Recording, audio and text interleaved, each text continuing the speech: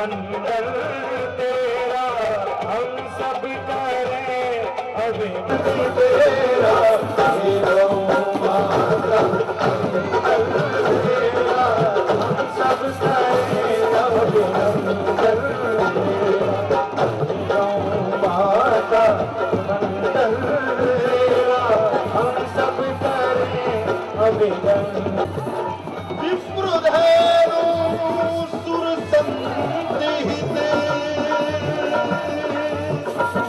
दीन मनुज अवतार विप्रधेनु सुरसंदिहित दीन में वो जन्म दिया गुण देने खुशी मनाई दखे 2 महीने तक दूध पिलाया तेरे पड़के बालक भाई अरे 1.5 साल की उम्र थी वो तन्ने नाच गलाई अरे जुआ धतिया कंधे ऊपर वो लग गया करण कमाई जुआ धतिया रे कंधे ऊपर लग गया करण कमाई मैं नाना क्या नाना है भलाई नाना क्या नाना है भलाई भाई करया नहीं ये नकार मने तेरे ठाण में ये पैर पसारू राधे प्यार मने थोड़े दिन मेरे बाकी रहेगी मत बेच जमींदार मने भाई तेरे ठाण में पैर पसारू इतना दे प्यार मने अरे थोड़े दिन मेरे बाकी रहेगी मत देख जमींदार मने तेरे ठाण में पैर से राजधानी का नैकट्य प्राप्त है। ऐसी धरती पर विश्व मंगल, लोक मंगल, लोक हित के लिए, जैव हित के लिए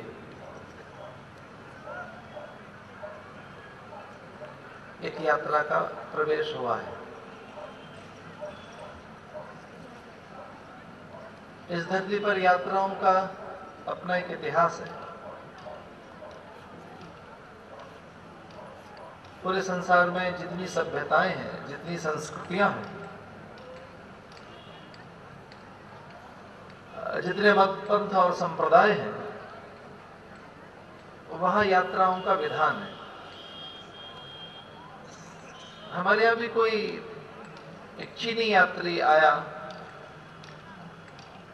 और उस यात्री ने यहाँ एक लंबी यात्रा की इस देश में, और यहाँ की आत्मा को ढूंढना कि यहाँ की आत्मा क्या है, भारत की आत्मा, भारत का सच क्या है।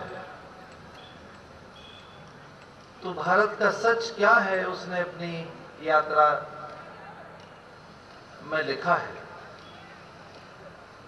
यहाँ भारत को देखना हो और भारत के सत्य को, भारत के अस्तित्व को, भारत की अस्मिता को, भारत की आत्मा को, भारत की निजता को, भारत को देखना हो कि भारत कहाँ रहता है, तो भारत गौ और ग्राम में वास करता है।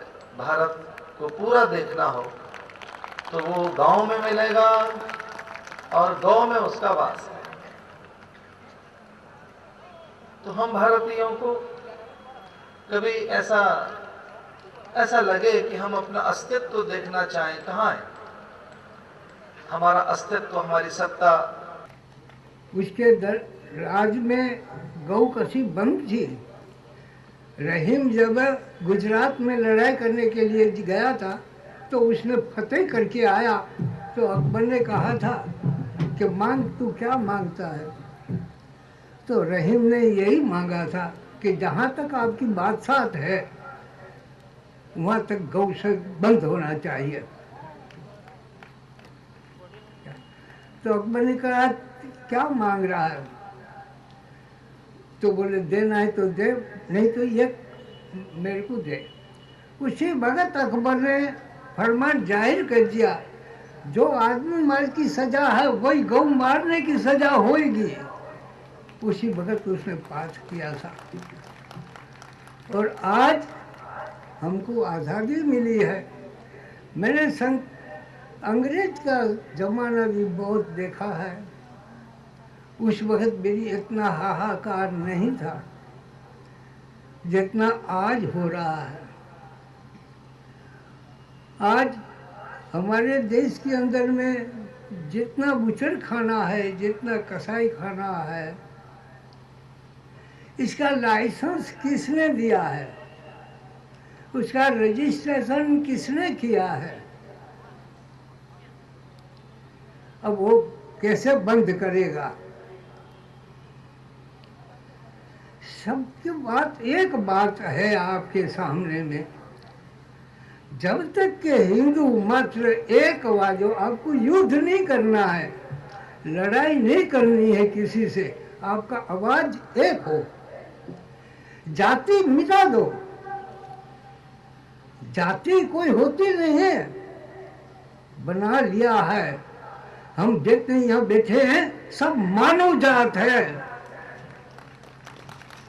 हम किसी को जात नहीं मानते हैं, हम मानव जात मानते हैं। मुसलमान भी मानव जात है, उसका भी कोई धर्म अलग नहीं है। मानव मानव का धर्म एक है। क्या तो आज हमारे देश के अंदर में भगवती लक्ष्मी देवी साक्षात प्रकट है अलवर में, क्योंकि गोमाता लक्ष्मी स्वरूप है। लक्ष्मी तो उनका गोबर में निवास करती है। भगवान धन्वंतरी साक्षात्कार है अलवर में, क्योंकि चलता फिरता औषधालय है गोमाता। जहाँ गोमाता विराजती हैं, उनका सही उपयोग हम जानते हैं, वहां बीमारियां नहीं होंगी। भूमाता प्रकट होगी अलवर में, क्योंकि भूमाता और गोमाता वो दो नहीं है, वो एक है, अद्वैत है उन दोनों में। गोमाता के लिए खाना मिलता है भूमाता से, चारा पानी कहां से मिलता है? भूमाता से ही। और भूमाता को खाद देती है गोमाता। खाद शब्द का संस्कृत में अर्थ है भोजन। जो खाद हम धरती को देते हैं, जमीन में जो फर्टिलाइजर देते हैं, वो गोबर गौमूत्र का, तो वही खाद है, वही भोजन है। आज तो हम विष दे रहे हैं, जैसे महाराज जी ने कहा, जैसे सीताराम जी ने कहा, आज गोमाता भूमाता को हम विष दे रहे हैं, जहर दे रहे हैं। तो 33 करोड़ देव देवता जो है वो सब आज अलवर में प्रकट है, इस रथ के रूप में, यात्रा के रूप में। यह कहने के लिए सारे देव देवता, सब संत, सब सामाजिक महापुरुष यहाँ आ पहुंचे हैं। जीवन गो आधारित होना चाहिए, उसके बिना जीवन नहीं रहेगा। गाय कट रही का मतलब अपना सब कुछ कट रहा है। हम अभी बोल रहे थे भिवाड़ी में कि आप सब 2 in 1 3 in 1 जानते हैं, ऑल इन वन जानते हैं क्या? एक में 2, एक में 3 जानते हैं, सब कुछ एक में, ऐसा कोई चीज आप जानते हैं क्या? वो गौ माता है।